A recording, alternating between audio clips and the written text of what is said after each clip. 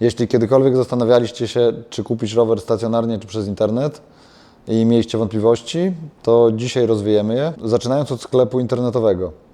Należy pamiętać, że zazwyczaj rowery dostarczane są w kartonie, nie są gotowe, a nawet w przypadku, kiedy firma gwarantuje, że one są gotowe, złożone, wystarczy rozpakować i jeździć, to często jednak zdarza się tak, że te rowery nie są gotowe. W przypadku rowerów w kartonach jest tak, że da się za dopłatą w niektórych sklepach kupić ten przegląd podstawowy, gdzie ten rower ma być niby wyregulowany. Z doświadczenia wiemy, bo przynosicie do nas te rowery, że to się nie zdarza. Zawsze tam jest coś nie tak, a zazwyczaj jest dużo roboty. Te rowery nie są w ogóle ruszane, są wysłane tak, jak producent wysyła je do sklepu. Więc jeśli chodzi o wysyłkę rowerów w kartonach, to tutaj żadna firma jeszcze się w Polsce nie popisała, więc taki rower zawsze musicie zanieść do serwisu. No i też gwarancja. Jeżeli sami złożycie ten rower, to raczej żaden sklep internetowy nie uzna Wam takiej gwarancji. Jeżeli sami go robiliście, to już jest wtedy Wasz problem. Warto pamiętać o tym, że sklepy liczą często więcej w niektórych miastach za składanie nowego roweru. My nie mamy takich stawek różnych dla różnych rowerów. Jeśli chodzi o te rowery gotowe od niektórych firm, są przynajmniej dwie, które wysyłają gotowe rowery, no to tutaj często też się zdarza, że coś jest z nimi nie tak, więc na to musimy zwrócić uwagę.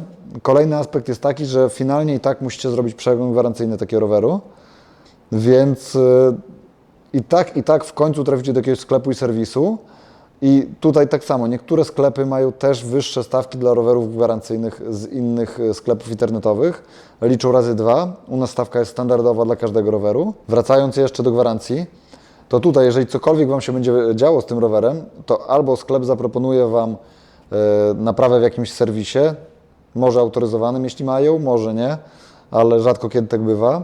No i wtedy musicie finalnie i tak pójść do sklepu, serwisu z tym rowerem, który kupiliście przez internet, lub każą Wam odesłać, co będzie w sumie dla Was najtrudniejsze, bo musicie zapakować ten rower. Jeśli każą Wam odesłać rower, no to będziecie musieli go zapakować.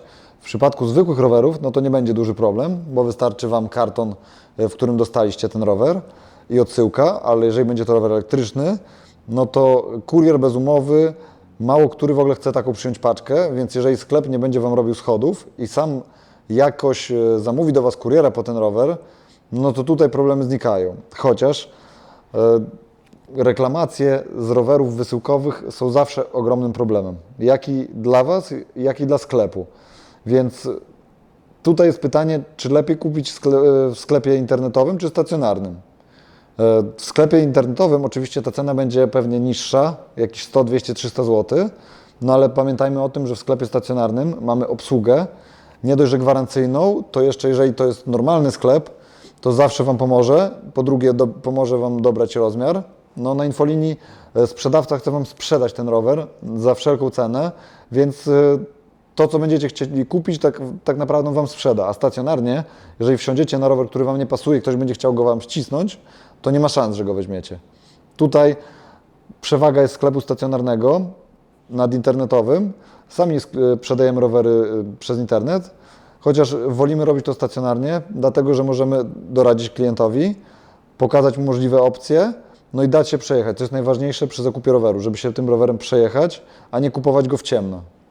Rzadko się zdarza, żeby kupić od razu super rower przez internet i żeby on pasował idealnie, szczególnie jak zazwyczaj się nie znamy na rowerach, no to kupimy kota w worku, nie ma szans, żeby on nam idealnie pasował, chyba że trafimy na super sprzedawcę, chociaż teraz nie jest łatwo.